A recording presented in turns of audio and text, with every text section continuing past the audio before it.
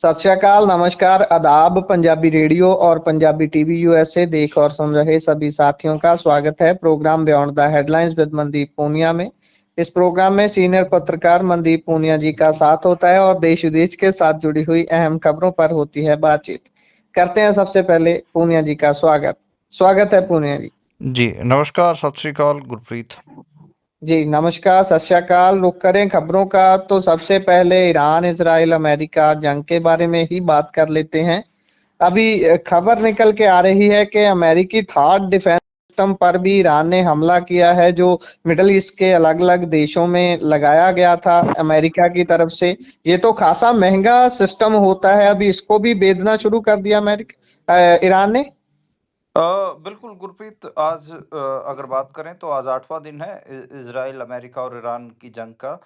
Iran ने बीते एक हफ्ते में सऊदी अरब, यूनाइटेड अरब अमीरात, यूएई और जॉर्डन में तैनात अमेरिका के जो terminal high altitude area defence, जिनको ठाड कहा जाता है, उस उनको निशाना बनाया है। मीडिया रिपोर्ट्स ये बताती हैं कि जॉर्डन के मुफाक साल्टी एयरबेस पर लगे ठाड रडार सिस्टम को तबाह कर दिया गया है। एक ठाड सिस्टम की कीमत तकरीबन 22,000 करोड़ रुपए के आसपास होती है।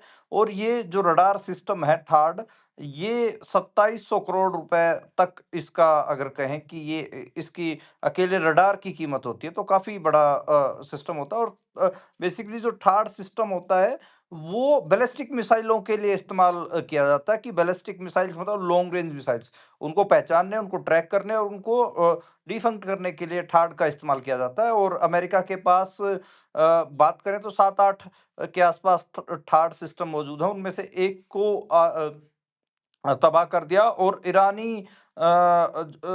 ने जो हमला किया उसके बाद उन्होंने ठाड सिस्टम को डिस्ट्रॉय करने के बाद विजुअल्स भी जारी किए हैं। तो ये एक खबर है। इसके अलावा ईरान का एक युद्ध पोत है, वो कोच्चि के बंदरगाह पर रुका हुआ है। उसको उसको लेकर भी काफ़ी बात हो रही है। ईरान कह रहा है कि उसमें तकनीकी खराबी है और भारत से मदद माँग रहा है, लेकिन भारत कोई उस हिसाब से मदद दे नहीं रहा है। अब देखना होगा कि क्या उस मामले में आगे बढ़ता है। और वो भारत और जो श्रीलंका के बीच में वो पूरा मामला है। देखिए, ईरान इसमें इज़राइल को काफ़ी नुकसान हुआ। अमेरिका एक बड़ी चीज़ है। तो अभी इज़राइल को हथियार भी अमेरिका प्रोवाइड करेगा, क्योंकि इज़राइल का धुआँ निकला हुआ है। और मतलब कल जो हमने खबर बताई थी कि भई ट्रंप ने जो अली खामेनेई के बेटे हैं, मुज्तबा, उनको उत्तराधिकारी मानने से इनकार किया है। बाकी तकरीबन 1500 के आसपास ईरान में मौतें हुई हैं इस इज़राइल और अमेरिका के हमलों के कारण। अभी ईरान कह रहा है कि वो कुवैत, बहरीन और यूएई में तकरीबन 20 अमेरिकी बेसों को नुकसान पहुँचा चुका है।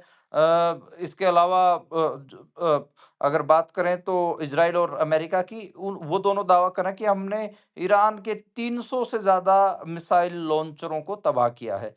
तो ये अलग-अलग खबरें हैं। ईरान की जो राजधानी है तेहरान, वहाँ पर मेहराबाद एयरपोर्ट पर ज़ोरदार धमाके देखने को मिला। और जो धुएँ के गुब्बार थे, वो काफ़ी दूर तक फैलते हुए दिखे। और एक बताया जा रहा है कि मेहराबाद एयरपोर्ट है ईरान का, उसको तबाह कर दिया गया है। ये कुछ आज की अपडेट हैं। और अलग-अलग मतलब हम कह सकते हैं कि वेस्ट एशिया और मिडल ईस्ट पूरा इस समय गर्म है और काफ़ी वहाँ से अलग-अलग किस्म की खबरें आ रही हैं। जी, और इसी के साथ अभी बात नेपाल के चुनाव की करें तो क्या हाल है वहां के चुनाव के। जो एक रैपर था मैदान में, उसकी पार्टी बताई जा रही है कि खासी ऐतिहासिक परफॉर्मेंस दे रही है। हाँ, बालेनशाह की पार्टी ने बढ़त हासिल की है। और जो वहाँ की कहें कि केपी शर्मा ओली की जो पार्टी थी, वो चुनाव हार गई है। 4 साल पुरानी ही पार्टी है आरएसपी, राष्ट्रीय स्वतंत्र पार्टी बालेनशाह की। पहले मैंने जैसे बताया कि वो इंजीनियर होते थे, उसके बाद वो रैपर बने, रैपर के बाद फिर वो काठमांडू के मेयर भी बने। और उनकी पार्टी ने तकरीबन 110 सीटें जीत ली हैं। वहीं जो नेपाली कांग्रेस है, वो 10 सीटों के ऊपर ही सिमट के रह गई है। कुछ और भी सीटें हैं, इंडिपेंडेंट्स जीत रहे हैं। फिर झापा झापा पार्टी है जिसके पूर्व प्रधानमंत्री केपी शर्मा ओली वो भी अपने घरेलू मैदान से चुनाव हार गए हैं।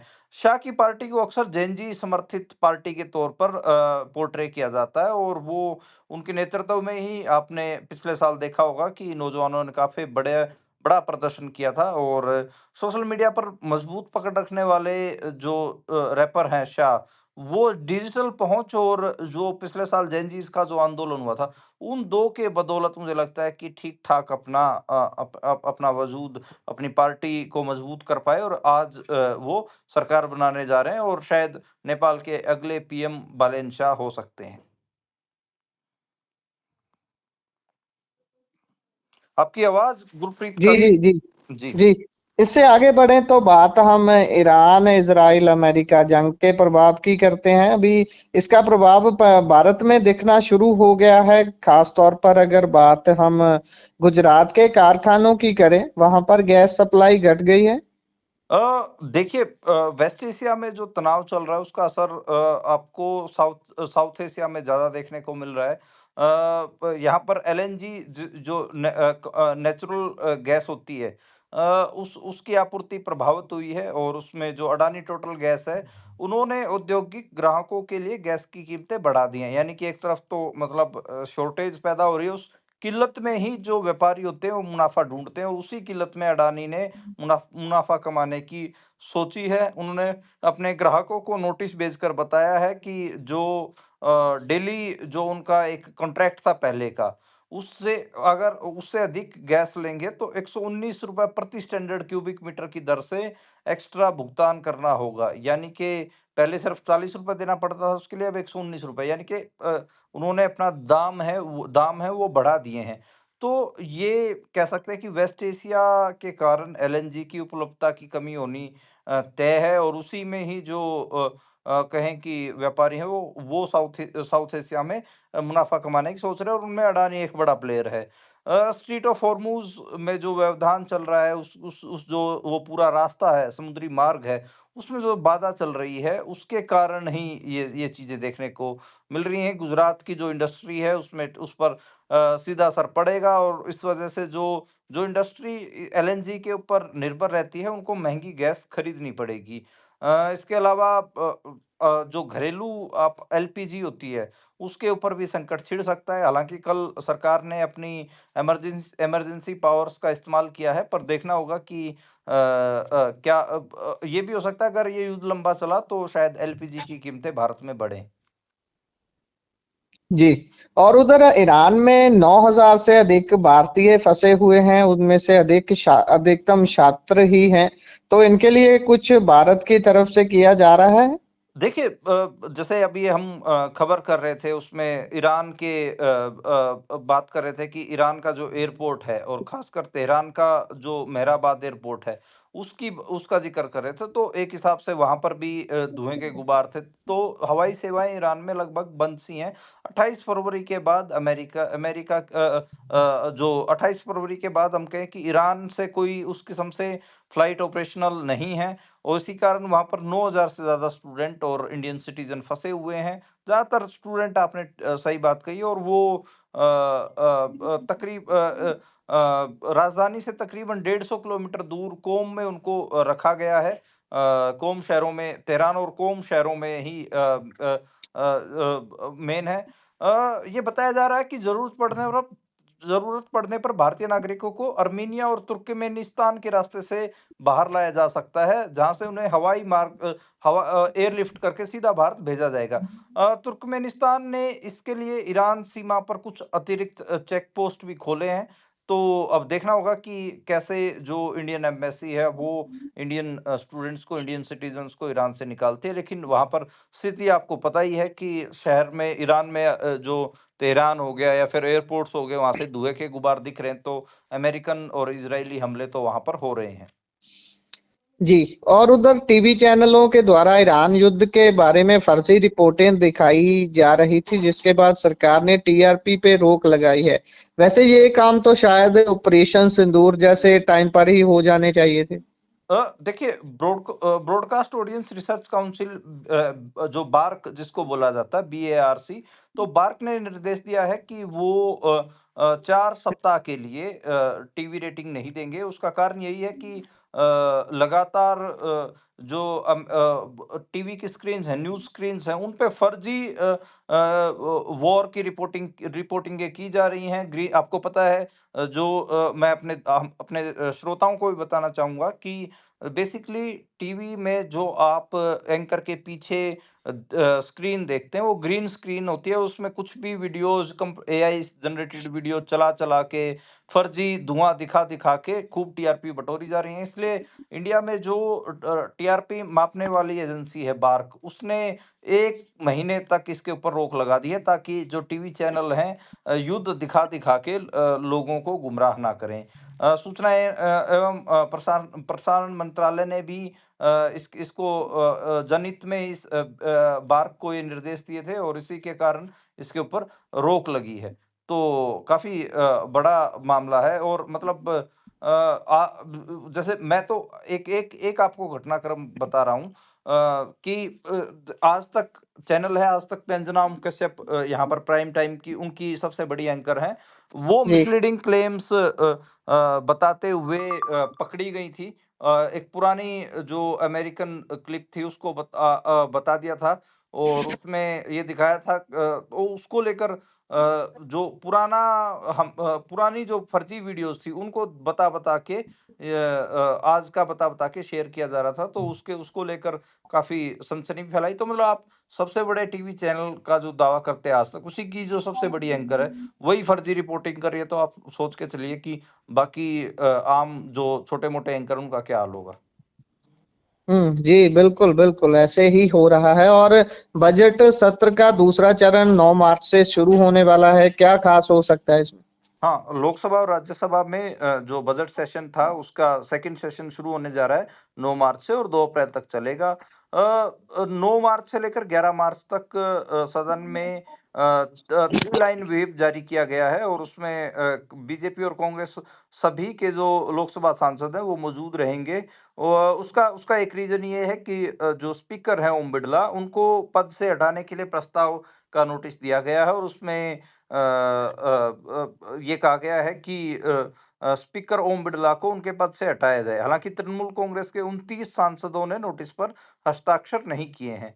तो ये एक मामला है, और उसमें आपने देखा ही होगा कि जो ओम बिड़ला हैं, कैसे वो जो अपोज़िशन पार्टियों के एमपीज़ हैं, even leader of opposition Rahul Gandhi, उनको बोलने नहीं देते हैं। इसके कारण इसके बाद ही उनके खिलाफ ये प्रस्ताव लेके आया गया उनको हटाने का। हालाँकि इस प्रस्ताव में दम नहीं है, क्योंकि जो बहुमत है, वो ओम बिड़ला के पक्ष में दिखता है। बीजेपी और जो एनडीए है, वो ओम बिड़ला का बचाव करेंगे। तो इसलिए हालाँकि ये है कि 1 दिन कम से कम इसको लेकर 2 दिन इसको लेकर चर्चा तो होगी लोकसभा में, कि ऐसे स्पीकर का रोल एक न्यूट्रल रोल होता है, लेकिन वो प्रो बीजेपी अपना रोल अदा कर रहे हैं।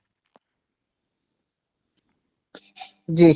और इससे आगे बढ़ें तो उधर जींद में एक फैक्ट्री में आग लग गई, 5 महिलाओं की मौत हो चुकी है। अभी तक हम अक्सर बात करते हैं अपने प्रोग्राम में मजदूरों की सुरक्षा को लेकर, और इस मुद्दे को कैसे देखते हैं आप? देखिए, हरियाणा के जींद में बेसिकली एक फैक्ट्री में आग लगी, और वो जो होली के गुलाल और रंग बनाने वाली फैक्ट्री थी, और आग इतनी भीषण थी कि 17 मजदूर इसमें झुलस गए हैं। 5 महिलाओं की मौत हो गई है, और जो झुलसे हुए हैं उनमें ज़्यादातर महिलाएँ ही हैं। उस फैक्ट्री में अगर सेफ्टी पॉइंट ऑफ व्यू से देखें तो मजदूरों के लिए बाहर निकलने का रास्ता तक नहीं था। मेन गेट के ऊपर ताला लगा हुआ था, इसलिए फँस गई, और फायर ब्रिगेड की गाड़ियों को भी वहाँ तक पहुँचने में बड़ी मशक्कत करनी पड़ी, और उसके बाद ये आग बुझी है। देखना होगा कि इस फैक्ट्री के खिलाफ क्या कार्रवाई की जाएगी, क्या इसके ऊपर कार्रवाई होगी? पर लगातार हम बात करते हैं कि जो वर्किंग प्लेस है, वो मज़दूरों के लिए या फिर वर्किंग क्लास के लिए भारत में सेफ़ नहीं है। वर्क प्लेस का सेफ़ होना एक बड़ा इश्यू है। मतलब आप जहाँ पर काम कर रहे हैं, उस वहाँ पर कब आपकी जान चली जाए, इसकी गारंटी नहीं है। देखिए, कम मज़दूरी मिलना, ये सब तो मुद्दे हैं ही हैं। सबसे बड़ा मुद्दा तो यही है कि आप सेफ ही नहीं हैं कि भई आप कब आपकी डेथ हो जाए, इसी का ही नहीं पता है। और लगातार हम जब भी वर्क प्लेस पर मज़दूरों की या फिर वर्किंग क्लास के लोगों की मौतें होती हैं, तो उसकी खबर हम ज़रूर करते हैं, ताकि बार-बार इस बात के ऊपर इशारा किया जा सके कि इंडिया में काम-काज करने की जगहें सेफ नहीं हैं। वहाँ पर लगातार ऐसे घटिया किस्म के हादसे होते हैं, जिससे मज़दूरों की या वहाँ पर काम करने वाले श्रमिकों की मौतें होती हैं। जी, बिल्कुल, बिल्कुल। और इससे आगे बढ़े तो बात राम रहीम की करते हैं। पत्रकार छत्रपति हत्याकांड से बरी हो गया है राम रहीम। हाँ, ये बड़ा अजीब फैसला Punjab and Haryana high court से आया है। और पत्रकार रामचंद्र छत्रपति हत्याकांड मामले में राम रहीम को बरी कर दिया गया है। और इस हालांकि इस कोर्ट ने 3 आरोपी कुलदीप सिंह, निर्मल सिंह और कृष्ण लाल की सजा बरकरार रखी है। सिर्फ जो बात करें कि राम रहीम है, उसको छोड़ दिया है। 17 जनवरी 2019 को पंचकुला में स्पेशल सीबीआई कोर्ट ने राम रहीम और उसके बाकी के जो उसके लोग थे, उनको 7 साल की सज़ा सुनाई थी, जिसके खिलाफ जो ये आरोपी थे, हाई कोर्ट में गए थे। और अब हाई कोर्ट ने राम रहीम को बरी कर दिया है। हालाँकि साध्वियों के यौन शोषण केस में 10 साल की सज़ा बरकरार है। और इससे पहले जो डेरा के मैनेजर थे रंजीत, उस हत्याकांड में भी राम रहीम हैं, वो बरी हो चुके हैं। तो बड़ा ये लग रहा है कि शायद राम रहीम बाहर ना आ जाए। रामचंद्र के जो बेटे हैं अंशुल छत्रपति, उन्होंने कहा कि कोर्ट की सीबीआई ने इस मामले की अच्छी पैरवी की है, सभी सबूत दिए हैं। राम रहीम को बाहर निकालना गलत है। अब सुप्रीम कोर्ट जाएँगे। तो अब जो रामचंद्र छत्रपति हैं, वो सुप्रीम कोर्ट में जाएँगे। आपको याद हो, साल 2002 का मामला है, हरियाणा का सिरसा जिला, वहाँ से रामचंद्र छत्रपति अपना अखबार निकालते थे। और वहाँ उन्होंने जो है इसके खिलाफ पूरी रिपोर्ट प्रकाशित की थी, जिसमें जो साध्वियाँ थी, उनके जो रेप रेप के जो मामले थे, उनके लेटर थे, वो भी उन्होंने अपने अखबार में छाप दिए थे। उसके बाद राम रहीम ने उसकी हत्या पत्रकार रामचंद्र छत्रपति की हत्या करवा दी थी। और एक लंबे समय संघर्ष के बाद 17 साल बाद 2019 में जाकर जो सज़ा थी वो सुनाई गई थी। लेकिन अब फिर उसको छोड़ा जा रहा है। और रामचंद्र छत्रपति को सिरसा में उनके घर के बाहर ही गोलियां मार दी गई थी। 2002 में काफी बड़ा ये मामला रहा था। और सीबीआई ने इस पर मामले की जांच की। और सीबीआई अदालत ने 2019 में राम रहीम को कहें कि सजा सुनाई गई थी। जो डेरा समर्थक हैं, उनको जश्न मनाने के लिए की अपील की गई है। अब ये बड़ा अजीब है कि कैसे एक पत्रकार की हत्या का आरोपी छूटा है और उसके समर्थक अब जश्न मनाएँगे। बड़ा घटिया किस्म का मामला है। सरकार लगातार हालाँकि राम रहीम को बाहर ही रखती है। जैसे ही किसी सूबे में या कोई हरियाणा, पंजाब में कोई पंचायत का भी चुनाव होता है, तो भी राम रहीम को निकाल दिया जाता है, ताकि वो अपने समर्थकों को वोटें बीजेपी को डलवा सके। जी। और उधर कल भी हमने बात की थी कि रैपर जो बादशाह है उसका गाना जो वो तो ये बता रहा है कि ये एक लोकगीत है हरियाणा का। मैंने वो उसको गाने की कोशिश की थी, लेकिन अभी उसकी गिरफ्तारी होने के लिए टीमें बनाई गई हैं। क्या गिरफ्तारी हो सकती है? क्योंकि उसके पिताजी की काफी चर्चा होती है कि वो बहुत बड़े आदमी थे। देखिए, वो जो बॉलीवुड सिंगर और ये रैपर हैं बादशाह, उनका जो नया गाना है टटीरी, वो जो कह रहे हैं कि ये तो हरियाणवी लोकगीत था। हरियाणवी लोकगीत उस गाने में हम देख रहे हैं कि लड़कियां ही गा रही हैं और बादशाह रैप कर रहे हैं। उस रैप में उन्होंने अपशब्द बोले हैं।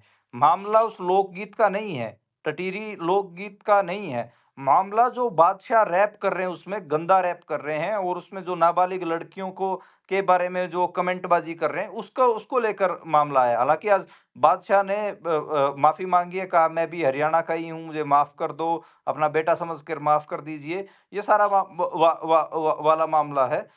लेकिन इसमें यही है कि हरियाणा पुलिस ने लुकआउट सर्कुलर जारी कर दिया है। और गिरफ्तारी के लिए टीमें भी गठित कर दी गई हैं। तो बादशाह की गिरफ्तारी तो होगी।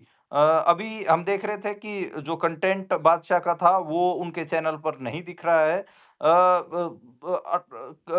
अगर कहें कि महिलाओं को जो ऑब्जेक्टिफाई किया है और खासकर स्कूली बच्चियों को जो ऑब्जेक्टिफाई किया है, और उसके उसके बाद ये जो गाना आया है, इससे हरियाणा में काफ़ी रोड रेज देखने को मिली है, काफ़ी कहें कि बादशाह के खिलाफत देखने को मिली है। जी, बिल्कुल। इसी के साथ प्रोग्राम का समय यहाँ समाप्त होता है। आप जुड़े जानकारियाँ साझा की, बहुत-बहुत धन्यवाद। जी, शुक्रिया। मैं एक आखिरी में गुरप्रीत एक खबर और आपको जी, बताना जी, जी। चाहूँगा कि जी, आपने ध्यान दिया हो कि जो एयरफ़ोर्स के का जो सुखोई फाइटर जेट क्रैश हुआ था असम में, जी, उसके जी, जी। जो स्क्वाड्रन लीडर थे अनुज, उनको आज रोहतक के ककराना गाँव में हरियाणा में ससम्मान उनका अंतिम संस्कार कर दिया गया है। उनके छोटे भाई ने उनको मुखाग्नि दी है, और जो अनुज की शादी नहीं हुई थी, हालाँकि उनकी जो मंगेतर हैं वो भी एयरफ़ोर्स में ही हैं, और काफ़ी बड़ी संख्या में जो लोग थे इलाके के, वो उनकी आखिरी यात्रा में पहुँचे, और काफ़ी गम भरा माहौल था, बहुत होनहार थे अनुज, और ककराना गाँव आज पूरी तरीके से एकजुट दिखा। तो ये कल भी हमने इस खबर के बारे में बात की थी, और आज जो स्क्वाड्रन लीडर अनुज थे, उनका अंतिम संस्कार किया गया है। जो फाइटर जेट है सुखोई उस और तेजस, इसको लेकर काफ़ी खबरें हमने कल भी बताया था कि तकरीबन 13 बार ये जो फाइटर जेट हैं, क्रैश हुए हैं। तो इनकी सेफ्टी को लेकर काफ़ी बात हो रही है। जी, इसी के साथ प्रोग्राम यहाँ समाप्त होता है। बहुत-बहुत धन्यवाद। जी, धन्यवाद।